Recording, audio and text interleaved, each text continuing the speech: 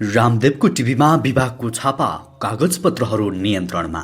3100 बढी विदेशीलाई नेपाल सरकारले देश निकाला गर्यो। धुर्मुसले भने अर्थमन्त्री शर्माको आश्वासनले रङ्गशाला बन्ने आशा बढायो। डिसेम्बर 1बाट कामदार र विद्यार्थी अस्ट्रेलिया जान पाउने। 200 रुपियाँको तरकारी एक छाक चाड्न पनि गाह्रो। 4 महिनामा 1,36,000 वैदेशिक रोजगारीमा धेरैको रोजगार कतारमा। स्थानीयवासीले बन्द गरे गोदावरी सडक। कपिल वस्तुमा हैजा विरुद्ध क्षोभ, गणकको अनुभव। गाउँमा सत्कार, काठमाडौँमा गेट नै बन्द। दर्शकले खेलाडीको टाउकोमा बोतल प्रहार गर्न थालेपछि मार्सले र लियोनको खेल रद्द। मूल्यवृद्धिको विरोधमा विद्यार्थीले पकाए सडकमै खाना। खोपको सर्वत्र पहुँच भएको अस्ट्रियामा चौथो पटक लकडाउन। सुनचाँदीकै मूल्य बढ्यो। 3 महिनामा पाउने 18 अर्बको खाद्यान्न आयात। नेपाली चियामा भारतीय अवरोध। फ्रेन्च लिगमा मेसीको पहिलो गोलसँगै नेन्टस पराजित लगायतका आज दिनभरका केही महत्त्वपूर्ण र काम लाग्ने समाचार आजको यस भिडियोमा। दर्शकवृन्द, युट्युब च्यानल इन्फो खबरको समाचार बुलेटिनमा तपाईँलाई हार्दिक स्वागत छ। आज पनि केही महत्त्वपूर्ण दिनभरका काम लाग्ने समाचारको साथमा म सन्तोष कठायत उपस्थित भइसकेको छु। पुरा समाचार अत्यन्तै धेरै महत्त्वपूर्ण भएकाले अन्तिमसम्म हेर्नुहोला र समाचारलाई लाइक गर्न, कमेन्ट गर्न, त्यसैगरी साथीभाइमा सेयर गर्न नबिर्सिनुहोला र हाम्रो समाचारलाई कुन ठाउँबाट यति बेला हेरिरहनु भएको छ कमेन्टमा जानकारी गराउनुहोला र सदैव ताजा अनि सत्य समाचारको लागि हाम्रो युट्युब च्यानललाई सब्स्क्राइब गर्नुहोला। समाचारको सुरुमा विभागको छापाको प्रसङ्ग। सूचना तथा प्रसारण विभागले आस्था र पतञ्जलि टेलिभिजनमा छापा मारेको छ। विभागका महानिर्देशक गुगन बहादुर हमालले निरीक्षणका लागि टोली पठाएको पुष्टि गरे। हमालले उक्त टोलीले दिने प्रतिवेदनको आधारमा निर्णय लिएको बताए। अनुगमन टोलीले आस्था र पतञ्जलि टेलिभिजनको केही महत्त्वपूर्ण कागजात समेत नियन्त्रणमा लिएको छ। शुक्रबार प्रधानमन्त्री शेरबहादुर देउवाले नेकपा माओवादी केन्द्रका अध्यक्ष पुष्पकमल दाहाल प्रचण्ड र नेकपा एकीकृत समाजवादीका अध्यक्ष माधव कुमार नेपाल समेतको उपस्थितिमा सो टिभीको काठमाडौँ स्थित कार्यक्रमको उद्घाटन गरेका थिए। यसैबीच पतञ्जलिले भने टेलिभिजन दर्ता नभएको लगायतका विषयमा भएका टीका टिप्पणीबारे विज्ञप्ति निकालेर स्पष्ट गर्ने कोसिस गरेको छ। दर्शकबिन, गैर कानुनी रूपमा यसरी टिभी सञ्चालन खुलेआम गरिरहेका यी व्यक्तिहरूलाई तपाईँको सुझाव के रहन्छ कृपया कमेन्ट बक्समा लेख्नुहोला। त्यसैगरी अब अर्को समाचार। अर्थमन्त्री जनार्दन शर्माले रङ्गशाला निर्माणका लागि धुर्मुस सुन्तली फाउन्डेसनलाई सहयोग गर्ने बताएपछि फाउन्डेसनका अध्यक्ष सीताराम कट्टेल धुर्मुसले रङ्गशाला निर्माण हुने आशा बढेको बताएका छन्। धुर्मुसले भने अर्थ र युवा तथा खेलकुद मन्त्रीसँग रङ्गशाला निर्माणको विषयमा पटक पटक सकारात्मक कुराकानी भएको बताएका छन्। उहाँहरू दुवैजना अन्तर्राष्ट्रिय क्रिकेट रङ्गशाला निर्माणको काम अघि बढ्नुपर्छ भन्नेमा सकारात्मक हुनुहुन्थ्यो। अर्थमन्त्रीले निराश नहुनु, सहयोग गर्छु भनेर सार्वजनिक रूपमै बोल्नु भएको सुन्दा खुसी लाग्यो। उनले भने यसले रङ्गशाला निर्माणको काम फेरि अघि बढ्नेमा आशावादी बनाएको छ। कलाकार द्वय धुर्मुस र कुञ्जना घिमिरे सुन्तलीको अगुवाईमा फाउन्डेसनले चितवनमा गौतम बुद्ध अन्तर्राष्ट्रिय क्रिकेट रङ्गशाला निर्माण गरिरहेको छ। तर निर्माणका क्रममा करिब 17 करोड ऋण लागेपछि साउन 15 देखि निर्माणको काम रोकिएको थियो।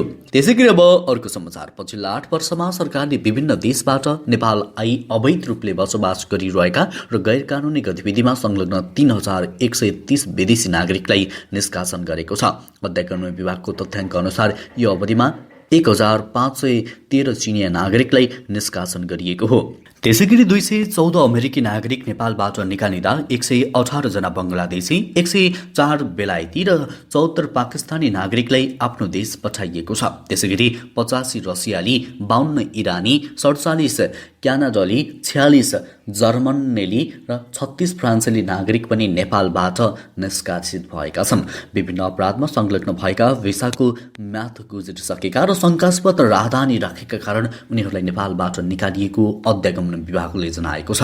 त्यसैगरी अब अर्को समाचार। नेपाल आयल निगमले गरेको पेट्रोलियम पदार्थको मूल्यवृद्धि लगायतका विषयमा पछिल्लो समय भइरहेको समग्र मूल्यवृद्धिको विरोधमा विद्यार्थीहरूले सडकमै खाना पकाएर खाएका छन्। अखिल क्रान्तिकारी रत्नराज्य लक्ष्मी क्याम्पस कमिटीले आइतबार क्याम्पस अगाडि सडकमै खाना पकाएर खाई विरोध प्रदर्शन गरेका हुन्।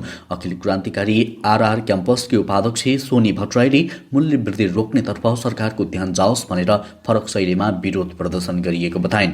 त्यसैगरी अब अर्को समाचार।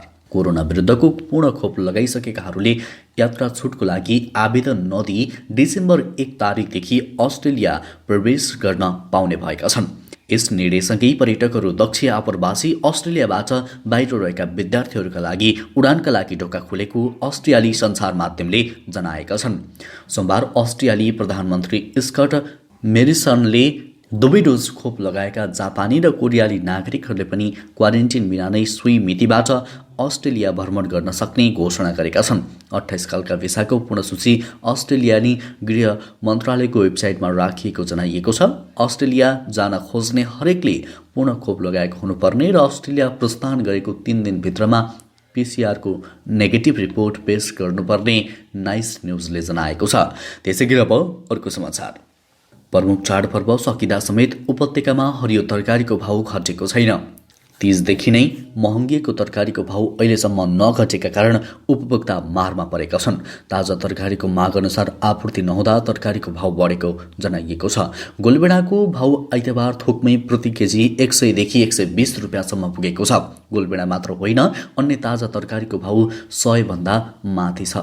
कालीमाटी फलफुल तथा तरकारी बजार व्यवस्थापन समितिका अनुसार स्थानीय काउली प्रति केजी 80 देखि 110 रुपियाँ, गोलबेडा प्रति केजी 90 देखि 120 रुपियाँ, गाजर प्रति केजी 120 रुपियाँ, सेतो मुला 50 रुपियाँ, बोडी तने 120 रुपियाँ, घिउसिमी 140 रुपियाँ, मटर कोसा 200 रुपियाँ रहेको छ। 4 जनाको परिवारलाई 200 रुपियाँको तरकारीले एक छाक टार्न पनि गाह्रो हुन थालेको छ। तरकारी बाहेक मरमसला, नुन, तेल समेत गर्दा एक छाक तरकारीको 300 रुपियाँ परेको अनुभव कीर्तिपुरका उपभोक्ता बिमाला अधिकारीको रहेको छ। आजको गोर्खापत्र दैनिकमा यो समाचार रहेको छ। त्यसैगरी अब अर्को समाचार।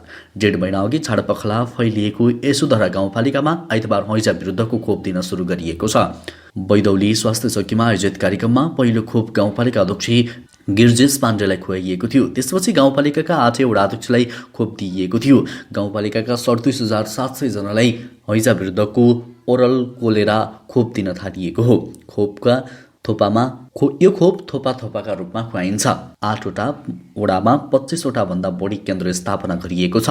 5 दिनसम्म नियमित र 1 दिन छुटपुट भएकाहरूलाई खोप दिइनेछ। त्यसैगरी अब गणकको प्रसङ्ग।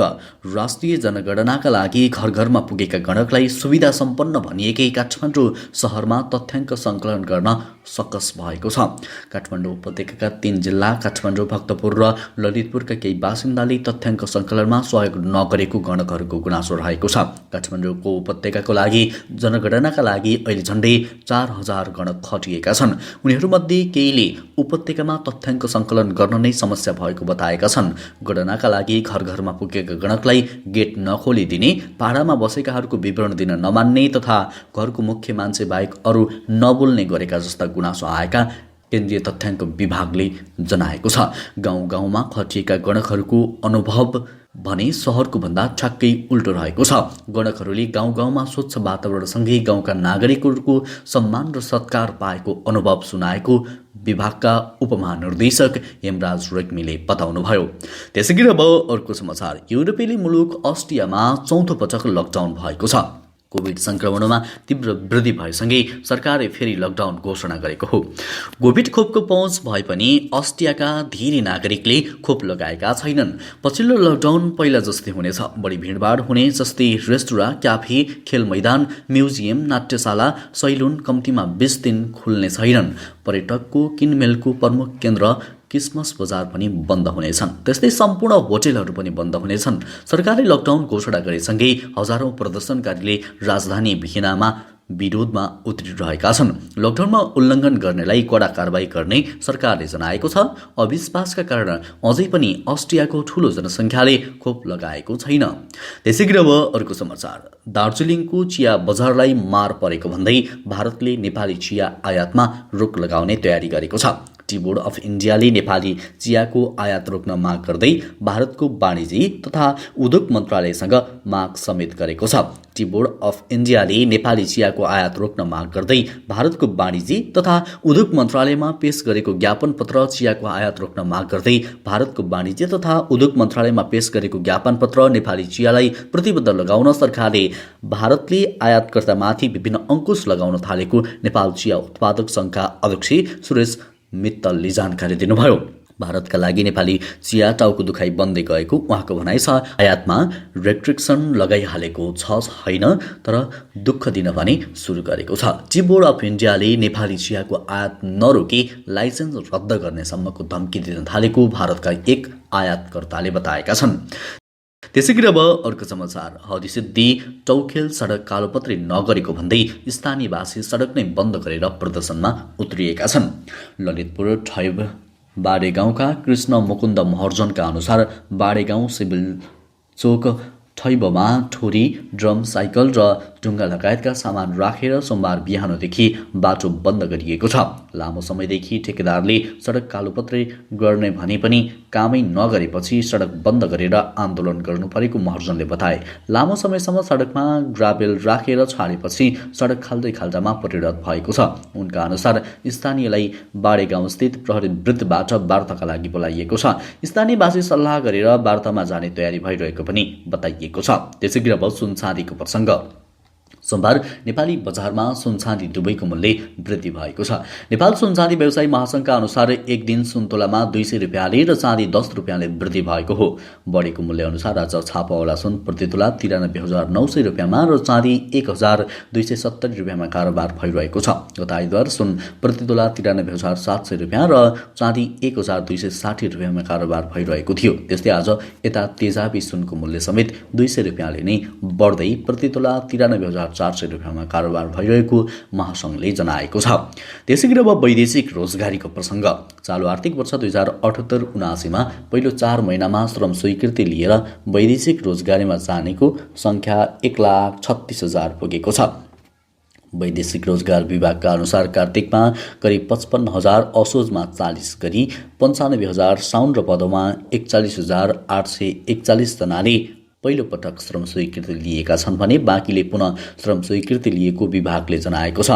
चालु आर्थिक वर्षको 4 महिनामा वैदेशिक रोजगारीका लागि धेरैको रोजाइमा कतार भएको छ। यो अवधिमा 50,000 भन्दा बढी श्रम स्वीकृति लिएर कतार गएका छन्। कतारपछि साउदी अरब जान लगभग 42 जनाले श्रम स्वीकृति लिएका छन्। त्यस्तै संयुक्त अरब इमिरेट्स, मलेसिया, कुवेत, ओमान र बहराइन लगायतका देश पनि छन्। आजको गोर्खापत्र दैनिकमा यो समाचार रहेको छ। त्यसै गरी अब खाद्यान्नको प्रसङ्ग। मुलुक कृषि प्रधान देश भए पनि वर्षेनी खाद्यान्नको आयात बढिरहेको छ। चालु आर्थिक वर्षको पहिलो त्रैमासिकमा करिब 18 अर्ब रुपियाँको चामलसहित खाद्यान्न आयात भएको छ। चालु आर्थिक वर्ष 2078-79मा धान भित्राउने बेलामा भएको वर्षा र बाढीले करिब 11 अर्ब 87 करोड रुपियाँको धान नष्ट गरेकाले यो वर्ष चामल आयात अझै बढ्न सक्ने देखिएको छ। धान नष्ट भएपछि स्वाभाविक रूपमा आयात बढ्ने कृषि तथा पशुपक्षी विकास मन्त्रालयका पूर्व सचिव योगेन्द्र कार्कीले बताए। मुलुकमा सरदर मासिक 6 अर्ब रुपियाँको खाद्यान्न आयात हुँदै आएको छ। चालु आर्थिक वर्षको पहिलो त्रैमासिकमा 17 अर्ब 70 करोड रुपियाँ 84 लाखको चामलसहित खाद्यान्न आयात भएको भन्सार विभागले जनाएको छ। यो खबर आजको नागरिक दैनिकमा रहेको छ। त्यसै गरी अब खेल समाचार। लियोनल मेस्सीले पहिलो गोल गरेपछि फ्रेन्च लिगमा पेरिस सेन्ट जर्मनले नेट्सलाई 3-1ले हराएको छ। किलियन एम्बाप्पेको पासमा मेस्सीले गोल गरेका हुन्। निर्धारित समय सकिन 3 मिनेट बाँकी छँदा मेस्सीले गोल गरेको गोल निर्णायक बन्यो। यस नतिजासँगै शीर्ष स्थानमा लिग 1 अन्तर्गतको आइतबार राति हुने मार्सीले लियोनको खेल रद्द भएको छ। दर्शकले खेलमाथि बोतल प्रहार गर्न थालेपछि खेल रद्द भएको हो। मैदानमा खेल सुरु भएको 5 मिनेटमै दर्शकले प्रहार गरेको बोतल मार्सेलीका दिमित्री पेटको टाउकोमा लागेपछि खेल रद्द भएको हो। हवस् त दर्शकवृन्द, अहिलेलाई केही महत्त्वपूर्ण चर्चामा रहेका र काम लाग्ने समाचारको सिलसिला यति नै। हरेक दिन बिहानै ताजा अनि सत्य समाचारको लागि हाम्रो युट्युब च्यानललाई सब्स्क्राइब गर्नुहोला। हवस् त अहिलेलाई भने लगायत हाम्रो सम्पूर्ण टिमलाई बिदा दिनुहोस्। नमस्कार। तपाईँको आजको दिन उत्कृष्ट बनोस्।